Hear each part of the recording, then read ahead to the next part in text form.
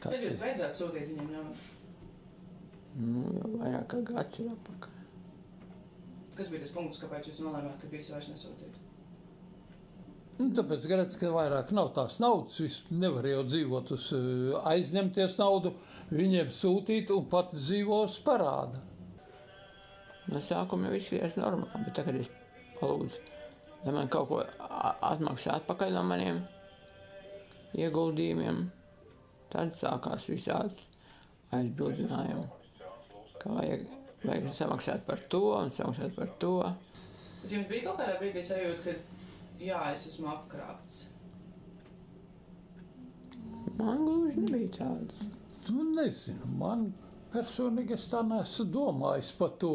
Nu, kādu nozīmi tam uzskatīt vai ko nervozēt? Es uzskatu, ka man veselības atšķobījās ar šito te visu. Es tagad piecelšos un gribēšu kaut kur paspērt kādu soli, tad būs bļūši gar zemi. Es domāju, ka tas viss ar nerviem saistīts. Jūs pārdzīvojāt?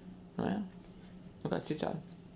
Kas ir tas padoms, ko jūs no šīs situācijas varat iegūt? Cilvēki pašam jādomā un nevar uzticēties nevienam. Nu, nē, nu, tagad jau pats sev nevar uzticēties, saproties.